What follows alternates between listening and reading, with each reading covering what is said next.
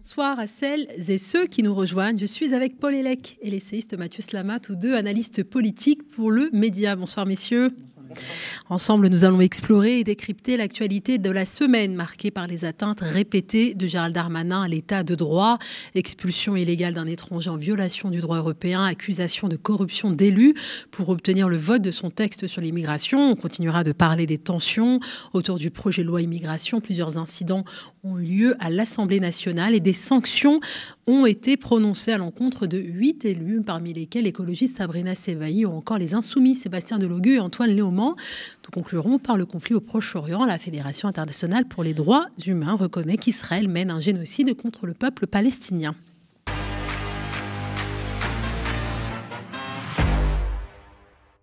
Paul, Mathieu, je n'exagère rien si je dis que notre ministre de l'Intérieur, Gérald Darmanin, aime prendre des libertés avec le droit et l'état de droit. C'est une position qu'il assume d'ailleurs. On se souvient qu'il déclarait le 18 octobre dernier au Sénat n'avoir que 2 boussoles, c'est-à-dire la fermeté et l'efficacité. Pas sûr que ces boussoles soient opérantes. Gérald Darmanin a été épinglé par le Conseil d'État qui lui a ordonné jeudi 7 décembre de permettre le retour en France d'un Ouzbek qu'il a expulsé le 14 novembre en violation d'une décision rendue par la Cour européenne des droits de l'homme. La juridiction de Strasbourg avait interdit de procéder à son expulsion en raison d'un risque de torture. Mais le gouvernement a ignoré cette position en raison de suspicions de radicalisation islamiste de l'intéressé. Le ministre de l'Intérieur avait prévenu, la Cour européenne des droits de l'homme ne sera pas un obstacle à sa politique migratoire. Oui, alors je commence. Moi, c'est un sujet qui me tient beaucoup à cœur, comme vous savez. Alors, je crois que c'est inédit. C'est la première fois dans l'histoire de la Ve République qu'un ministre dit ouvertement qu'il est prêt à désobéir, entre guillemets, à une décision de la Cour européenne des droits de l'homme, donc de la CEDH, puisque tout est parti de là, puisque c'est la CEDH qui a pris une décision disant que l'expulsion de cet Ouzbek était illégale au regard du droit international des droits de l'homme. La réponse de Gérald Darmanin a été de dire ouvertement j'assume le fait d'outrepasser la CEDH dans des cas d'expulsion comme celle-ci.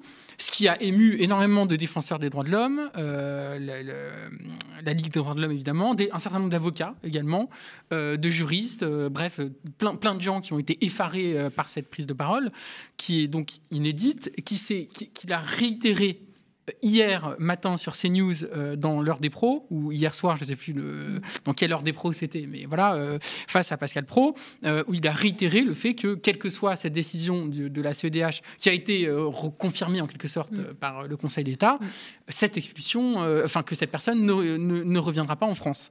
Donc là, on a une stratégie qui est presque d'assumer le côté hors la loi, parce que la France doit respecter le droit international et, a fortiori, le droit international s'agissant des droits de l'homme.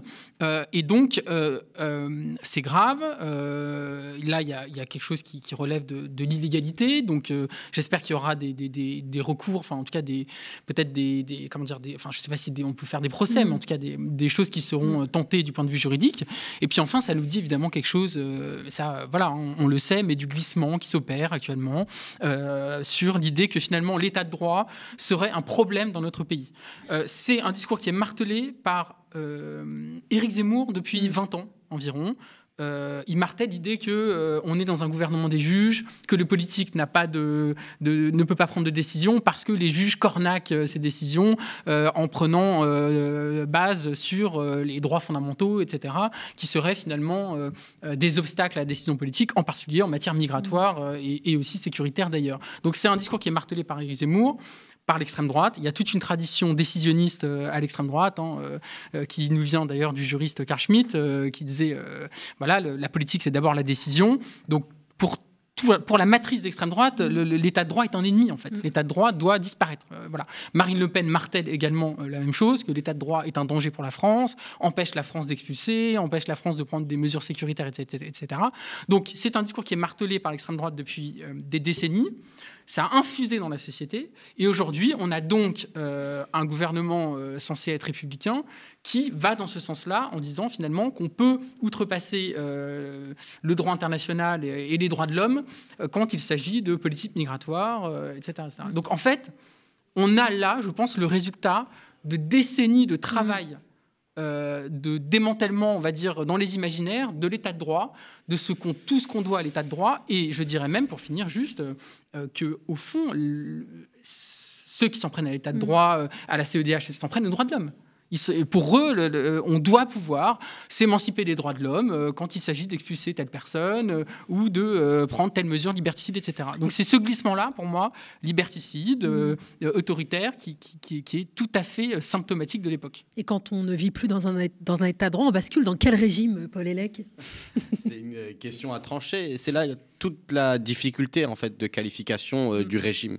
Puisque au lieu de voir les formes des régimes comme des antagonismes entre, d'un côté, démocratie et dictature, il faut essayer de voir ça plutôt à travers un spectre qui est dicté par les pratiques qui sont mises en place. Et effectivement, quand un État commence à revendiquer, en tout cas par la biais de son ministre de l'Intérieur, qui est un ministre régalien, comme encore une fois, le fait de ne pas appliquer le droit, on peut se poser la question de quelles sont les garanties qui sont offertes aux citoyens pour pouvoir vivre leur liberté civile et politique, qui se sont extrêmement réduites. Donc, sachant que le ministre de l'Intérieur, l'une de ses missions, c'est aussi de garantir les droits, les libertés individuelles.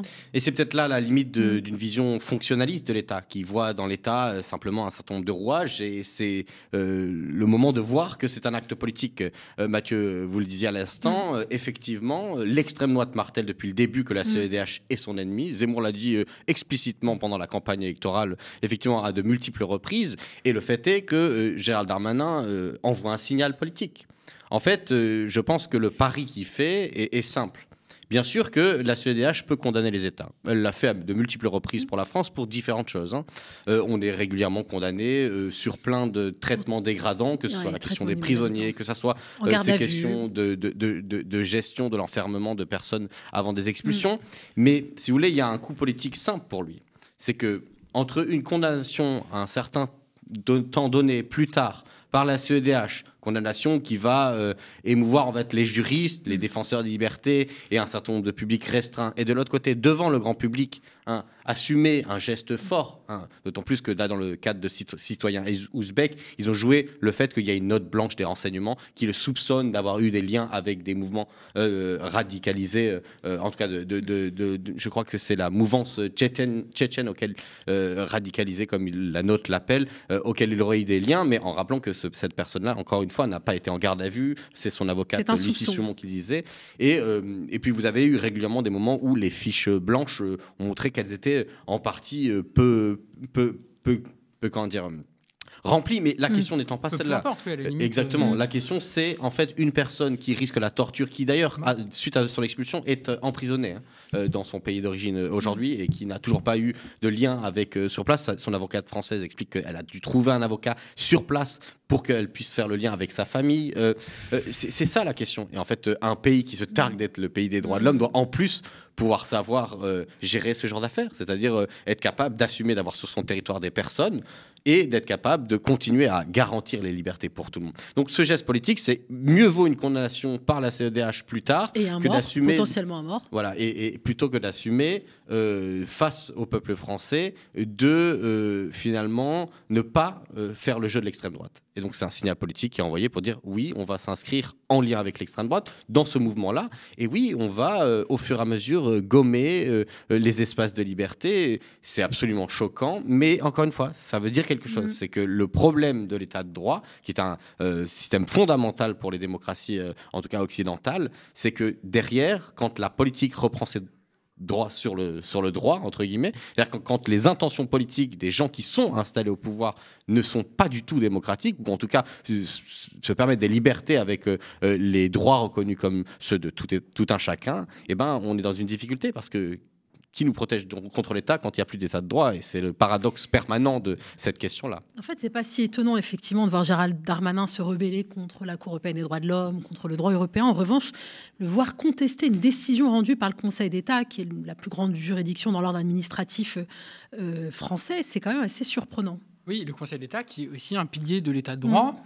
Qui d'ailleurs, le Conseil d'État n'est pas particulièrement zélé quand il s'agit de défendre les libertés fondamentales et les droits fondamentaux. Donc, en plus de ça, critiqué pour être très politique. Et critiqué pour prendre des décisions souvent plus politiques que juridiques. Mais passons, ça renvoie à la critique qu'on peut faire sur l'indépendance des juges administratifs et constitutionnels. Mais toujours est-il que, oui, c'est tout à fait grave que Gérald Darmanin remette en cause par cette décision et par ses paroles, encore une fois, les piliers de l'État de droit français et donc de la démocratie française. Et ce qu'on remet en cause aujourd'hui aussi, et c'est pour ça qu'on vit aujourd'hui la grande victoire politique et culturelle de la droite dure et de l'extrême droite et de personnalités comme Éric Zemmour, mais comme aussi Alain Finkielkraut. Alain Finkielkraut qui, je trouve, beaucoup plus fin et intelligent qu'Éric Zemmour, mais qui est aussi un très grand réactionnaire et qui aussi a mené cette critique contre le gouvernement des juges. Enfin, on vit la victoire politique et culturelle de tout un mouvement réactionnaire qui considère que les droits de l'homme, ça suffit, que le droit de l'homisme, ça suffit. Et que l'expression même là, déjà, elle est typique. Exactement. Quand on dit droit de l'homisme, écoutez, c'est un réactionnaire qui parle. Tout à fait. Mais c'est quelque chose qu'on a beaucoup entendu en fait, ces dernières décennies et ces dernières années. Et donc, on en arrive à un point où là, maintenant, un gouvernement, encore une fois, censé être républicain, va jusqu'au bout de cette logique. Et ça m'amène juste à ajouter un point, c'est que dans la République française, les droits de l'homme valent pour tout le monde, y compris pour une personne radicalisée. Une personne radicalisée, potentiellement terroriste, elle a toujours la présomption d'innocence. Présomption d'innocence, d'une part, mais surtout, les droits de l'homme s'appliquent aussi à lui dans la République. C'est comme ça. Les ennemis de la République sont aussi protégés par la République et par les droits de l'homme. Alors ça, c'est ce qui fait exactement sa force, et c'est ce qui fait qu'on est normalement une grande démocratie. Et c'est ça, ça passe de moins en moins de dire ça. Quand on dit que dans la lutte contre le terrorisme, par exemple, il faut rester fidèle à nos principes démocratiques, aux principes de l'État de droit, ne rien transiger sur nos valeurs, etc. Ça, on est de plus en plus isolé quand on dit quelque chose comme ça. Et ça, évidemment, ce principe-là, l'idée que les droits de l'homme valent pour tout le monde, que n'importe quelle personne en France, d'ailleurs qu'il soit français, étranger ou que sais-je encore, eh bien ça c'est un discours qu'il faut marteler, mais qui hélas est de moins en moins audible. D'autant que ça pave la voie en fait à l'extrême droite, parce que je veux dire à partir du moment où c'est un gouvernement qui est censé être républicain ou qui revendique en permanence le monopole du républicanisme dans ce pays, qui commence à enfreindre systématiquement le droit et à prendre des distances avec les droits de l'homme, qu'est-ce que vous voulez que ça envoie comme signal ou comme possibilité pour plus tard? Je rappelle encore une fois que le droit, ça se crée aussi sur des jurisprudences, mais là, c'est une quasi-jurisprudence politique, encore une fois. Vous disiez, c'est la première fois, mais et puis la deuxième, et puis la troisième, et puis quand serait... Et puis ensuite, ça deviendra une habitude généralisée. C'est ça le problème. Alors après le Conseil d'État, c'est l'Assemblée nationale qui a désavoué Gérald Darmanin alors qu'il prétendait pouvoir obtenir le soutien d'une partie des élus de droite pour faire voter son projet de loi immigration. Le texte a été rejeté lundi et c'est bien de son ancien parti qui est venu le coup fatal. Sauf que le ministre de l'Intérieur, c'est un peu l'ex-forceur qui, bien que malmené, jeté par sa dulcinée, retente au péril de sa dignité. Gérald Darmanin aurait marchandé les voix de la droite pour faire passer son projet de loi immigration. Comment a-t-il été pris la main dans le sac? Tout est parti d'une erreur malheureuse ou bien heureuse commise par un membre du cabinet de Gérald Darmanin, une erreur que la députée écologiste a racontée au micro de nos collègues Juan Tandero et André Manivit qui étaient hier dans les couloirs de l'Assemblée nationale.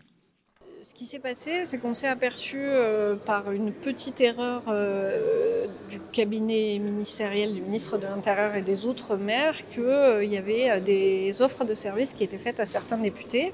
On le sait parce que c'est sorti dans la presse. Ils ont confondu les deux Monsieur Brun, un qui est LR et un qui est PS, manque de bol. Et donc on a appelé le PS en pensant appeler le LR pour lui dire que c'est bon, s'il votait bien, il avait bien sa gendarmerie ou voilà, quelque chose de genre là. En tout cas, il y avait une offre de service sur la gendarmerie. En creusant un peu, il s'avère qu'il ne serait pas le seul.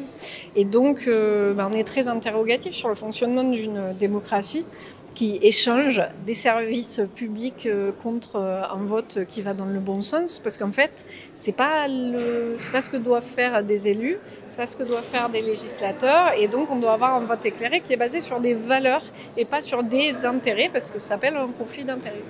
La présidente du groupe LFI, Mathilde Panot, a annoncé hier qu'elle saisirait la procureure, je pense que ça a même déjà été fait, la procureure de la République pour des faits qui pourraient relever de corruption d'élus. Juan Tandero et André Manivit ont demandé à Antoine Léaumont, député France Insoumise, d'expliciter les raisons de cette démarche. Il faut noter que de leur côté, les écologistes réclament une commission d'enquête à ce sujet. Alors, ce n'est pas vraiment une plainte, c'est un signalement à la procureure de la République sur la base de l'article 40 du Code de procédure pénale qui dit que quand on est témoin ou quand on pense qu'il y a des faits délictuels qui ont été commis, on peut les signaler à la procureure de la République pour qu'elle, ensuite, elle décide de se saisir ou non du dossier.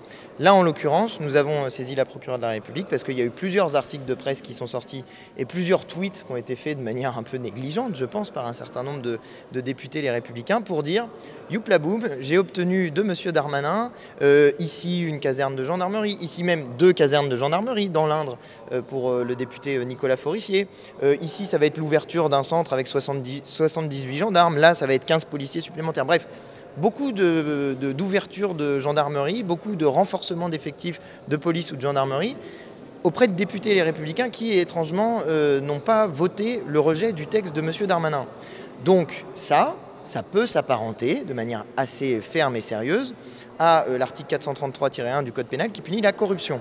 Circuler, il n'y a rien à voir, hein. C'est la ligne de conduite à laquelle se tient la Macronie, en tout cas pour l'instant. C'est ce qu'on peut retenir des propos tenus par le député Carl Olive, toujours au micro de Juan Tandero et d'André Manivit.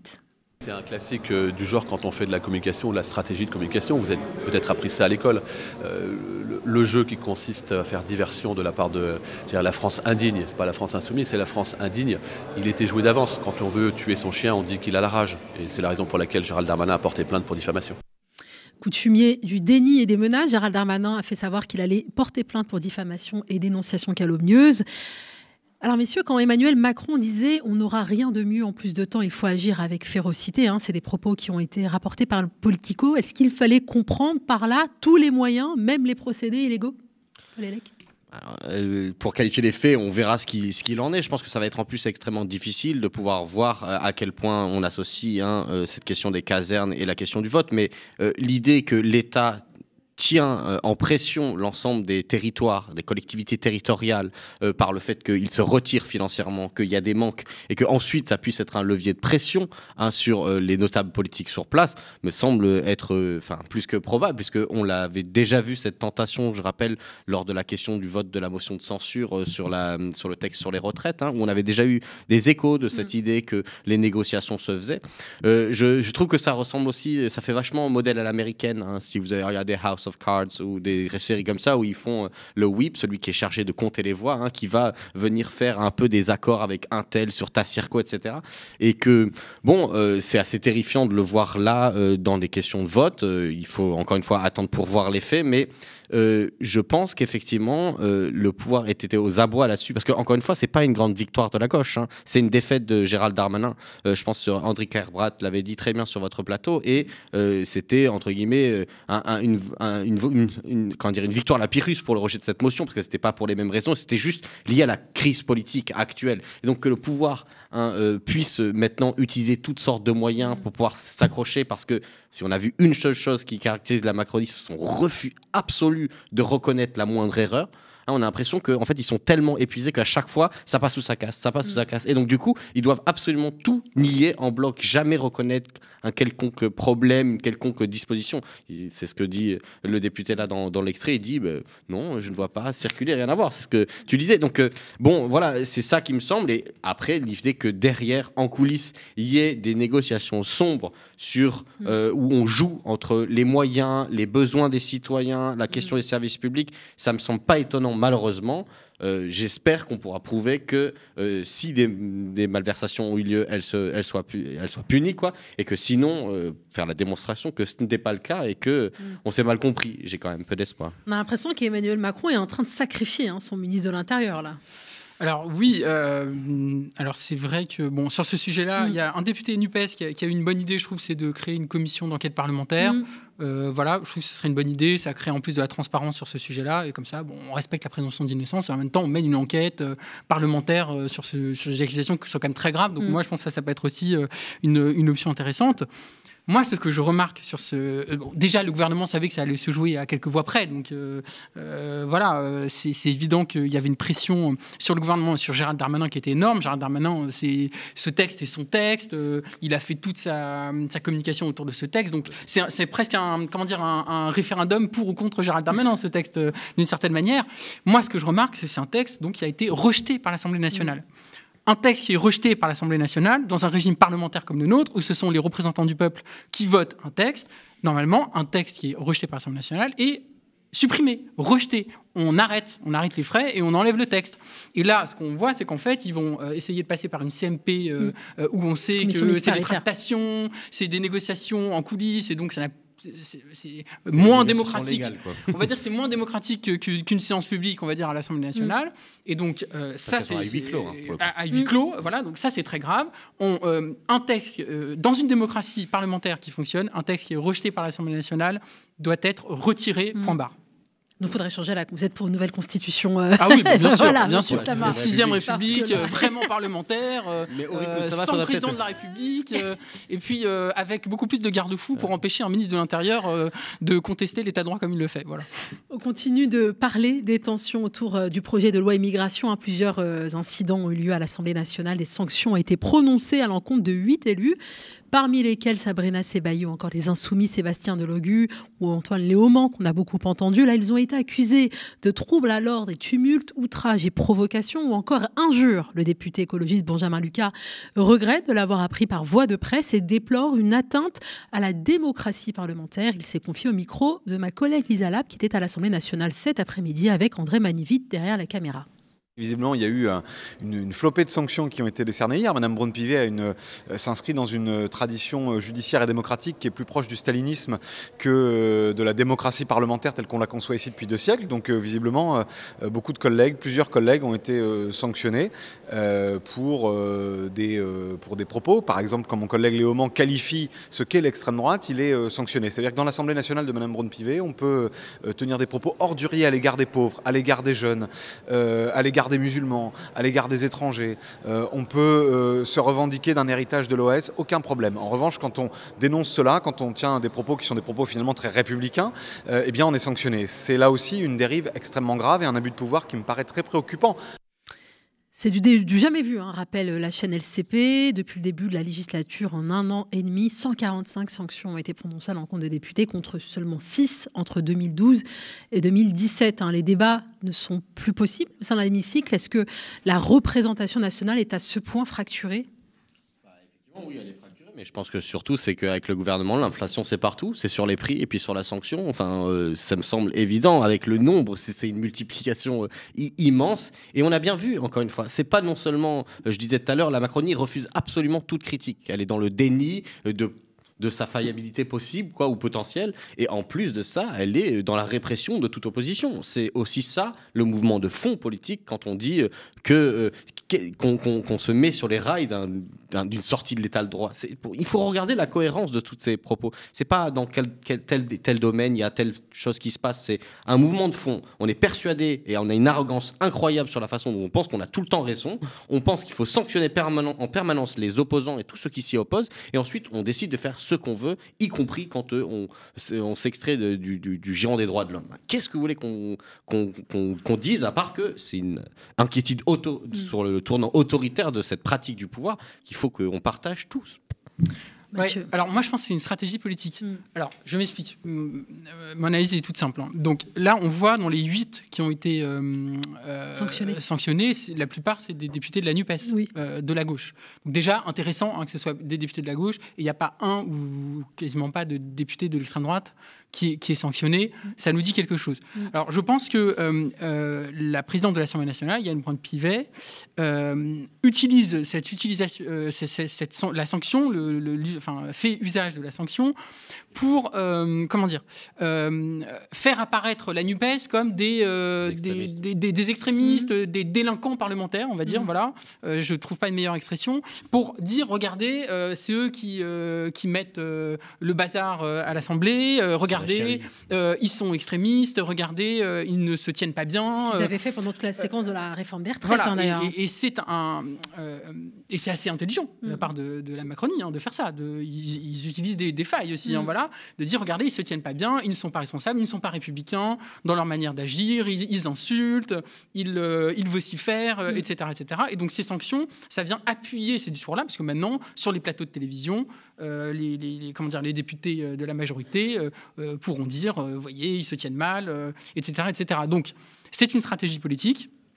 Elle est extrêmement cynique, elle est quelque part assez très macronienne, assez anti-parlementaire dans l'esprit. Le Parlement, ça a toujours été le lieu des invectives, de l'excès. Je veux dire, la 3e, 4e République, c'était comme ça. Mais, je dis un mais, et je finis là-dessus, juste en un mot, il faut aussi que la gauche se rende compte du cadeau. Je sais que on n'est pas d'accord avec Paul là-dessus, mais il faut que la gauche se rende compte, enfin la NUPES, et notamment LFI, se rende compte du cadeau qu'ils font à leurs opposants parfois en étant dans l'excès, dans les mots qu'ils utilisent, dans certaines attitudes, etc. Parce qu'en faisant ça, ils se piègent un peu eux-mêmes en donnant à leurs adversaires les outils de la diabolisation. Voilà. Et je dis ça, pourquoi ? Parce qu'à côté, vous avez la stratégie de la cravate. Les députés RN arrivent, ne font pas un bruit plus haut que l'autre, ne font rien, déposent très peu d'amendements, font un travail parlementaire quasi nul, mais arrivent en cravate, présentent bien, pas un mot plus haut que l'autre. Alors évidemment, il y a des dérapages parce que c'est l'extrême droite, donc des fois, il y a un qui retourne en Afrique, qui fait désordre en termes de communication, mais qui révèle aussi le fond de la pensée de l'extrême droite. Mais le Rassemblement national, avec Jordan Bardella notamment, qui est, on va dire, l'image parfaite de cette stratégie, joue la carte de la modération formelle, du gendre idéal, de l'équilibre. Oui, de l'équilibre et le juge, c'est le gouvernement. Oui, bien sûr, mais je suis d'accord. Le procès est kafkaïen et dans l'absurde d'un procès où il n'y a aucune responsabilité, venir faire semblant de se modérer ou de se dire peu parce qu'on a peur d'être jugé par des gens qui de toute manière sont injustes. Je suis pas convaincu. C'est pas faire semblant, c'est stratège. Et ne pas tomber dans les pièges de l'adversaire. Et en l'occurrence... Mais quand il manipule les règlements de l'Assemblée, etc., je comprends que Hugo Bernalicis s'énerve alors qu'ils sont en train de manipuler la façon dont on fonctionne dans l'Assemblée. Juste, je finis sur un point. Il y a un sondage, là, récemment, publié par Le Monde, qui montrait que plus de Français considéraient que le Rassemblement national était apte à gouverner et était un parti républicain. Il y avait plus de Français qui pensaient ça que l'inverse. C'est une première depuis 30 ans, je crois, qu'il y a un sondage qui donne ce chiffre-là. Ça nous dit quelque chose. Ça nous dit que l'extrême droite se respectabilise, évidemment, parce qu'on a tout fait pour diaboliser l'inverse, etc. Ouais. Mais c'est un mouvement de fond. Et donc, face à ça, il faut que la gauche fasse très attention. Parce que si elle rentre dans ce piège-là, ça va continuer et on continuera à avoir médiatiquement, politiquement, des procès en bon comportement, en mauvais comportement, etc., etc. Et c'est là où je dis encore une fois, il faut être stratège. La radicalité dans les idées, oui, mais pas dans la manière de les exprimer, parce que c'est là où le piège se tend et permet, encore une fois, cette stratégie de diaboliser la gauche, et qui, en diabolisant la gauche, qu'est-ce qu'on fait ? On respectabilise les gens les moins respectables de France. Mais je pense qu'à la fin, c'est la politique qui tranche, et la politique se tranche sur le fond, pas sur la forme, je pense. Bon, vous n'êtes pas d'accord. Très rapidement, je vais me faire gronder parce qu'on doit rendre l'antenne, mais j'assume. Puisqu'on l'a annoncé quand même en sommaire, faudrait conclure ce fond de l'info avec le conflit israélo-palestinien. Il y a 2 jours, la Fédération internationale pour les droits humains a reconnu qu'Israël menait un génocide contre le peuple palestinien. Est-ce une étape de franchie, selon vous ? Je pense que c'est important. La Fédération internationale des droits humains, c'est pas n'importe quoi. C'est pas une petite ONG. Ça a un peu plus de 100 ans d'existence. C'est un rôle consultatif auprès de l'ONU, auprès du Conseil de l'Europe, et donc dans les instances qui discutent des droits de l'homme. C'est quelque chose. Il y a des gens c'est composé leur commission d'expertise juridique par des gens qui ont vraiment du métier dans ces questions-là. Et moi, cette décision me semble aller dans le bon sens, parce que de la même manière que sur le mot d'apartheid, il a fallu que des gens luttent et utilisent les mots pour faire rentrer le mot dans le débat de cette de la même manière, je pense qu'aujourd'hui, c'est un mot qu'il faut utiliser. Encore une fois, le génocide dans le droit international, c'est une question d'intention et d'acte. Un acte qui a pour but de détruire en partie ou complètement un groupe humain sur des bases nationales, ethniques ou religieux. Je veux dire, là, les actes sont là. Et quand on écoute le discours des dirigeants israéliens est largement partagé par une part massive de l'opinion publique, l'intention génocidaire est là et les résultats sont là en termes de morts, en termes de victimes. Le dernier bilan du ministère de la Santé du Hamas, 18 787 Palestiniens ont été tués, essentiellement des femmes et des hommes, et plus de 50 000 Palestiniens blessés depuis 7 octobre. Sans parler de 260 qui sont décédés en Cisjordanie. Donc oui, l'effet du massacre est là. L'utilisation aussi de moyens militaires avec des technologies qui visent très clairement la destruction plutôt que la précision. Enfin, je veux dire, si tant est qu'il existe du bombage de villes par précision. Donc moi, le terme ne me choque pas. Je me réfère à leur expertise juridique. Puis il faut savoir aussi que politiquement, le mot génocide porte quelque chose de politique pour dire là, c'est immense. Et encore une fois, la destruction de Gaza, on est à peu près au pourcentage de ce qu'a connu Dresde ou des villes comme ça, libérées par les Alliés. C'est fou. C'est fou ce qui se passe. Oui, une déclaration... Le mot est là, il faut l'utiliser et il faut trouver une solution pour les Palestiniens. Ou la position d'une grande ONG des droits humains, comme tu le rappelais, Paul, pourrait faire pression, notamment sur les États-Unis qui... tout le temps mettent leur veto pour empêcher une résolution qui viserait pourtant au cessez-le-feu immédiat humanitaire en Palestine-Israël. Mathieu. Oui, pour finir, moi je ne fais pas mien ce mot. Je pense que la majorité des organisations internationales ne l'utilisent pas. Donc moi je suis un peu plus prudent sur ce mot-là, je le dis, il faut faire attention aux mots qu'on utilise et même face à un drame terrible comme celui de Gaza, je pense qu'utiliser certains mots comme celui de génocide ou d'autres mots, moi me paraît impropre, mais c'est encore une fois un avis personnel. Maintenant, ce qui est évident, c'est qu'on voit tous le désastre. Même les États-Unis se sont inquiétés. Même, je veux dire, il faut quand même le voir. Je veux dire, tout le monde aujourd'hui, quasiment sur la scène internationale, s'en inquiète. Emmanuel Macron, il y a quelques semaines, a lui-même dit que là, il y avait des seuils qui avaient été franchis. Donc là, il n'y a plus tellement de débat sur le fait que la réplique israélienne au massacre du 7 octobre est totalement disproportionnée. Oui, même Biden a parlé de bombardements aveugles qui persistent. Aveugles, et c'est que, voilà, aujourd'hui, à peu près tous les observateurs internationaux le disent. Et moi, je finirai juste sur un mot, c'est qu'au fond, Israël est en train de perdre son âme dans ce qui se passe, est tombé dans le piège du Hamas.